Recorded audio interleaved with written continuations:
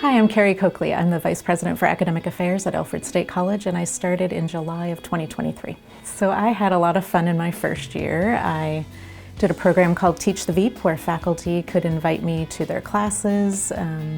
So I think one of the things I was excited about coming to Alfred is the 2-year and the 4-year programs, both in liberal arts as well as in sciences, engineering, applied technology. And so through that program I had opportunities to learn about HVAC, auto repair, culinary, engineering, architecture, agriculture, and just sort of the wide variety of things that our students get to do in terms of hands-on learning in our classrooms and labs.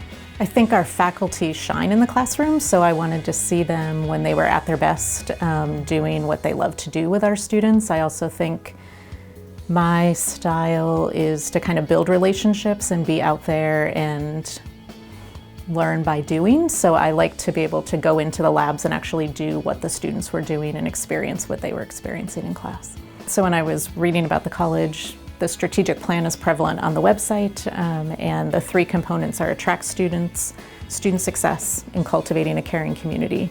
And as I've gone through my first year, that is something that we actually do at the college. It's woven into our classes, it's woven into initiatives to bring students to campus to make sure that they're successful to get their jobs when they graduate. It's woven into how we work with faculty and staff on campus and employees across the college and the different schools. And that I think is unique to Alfred State. So many colleges have a strategic plan, it might sit on the shelf, but ours is actually in action every day. I think I had a great first year, and in the future I hope that faculty will continue to invite me to their classes, because I think sort of the best way to learn what our faculty and students are doing is to be with them in their spaces and at their events and interacting with them in that more kind of informal way.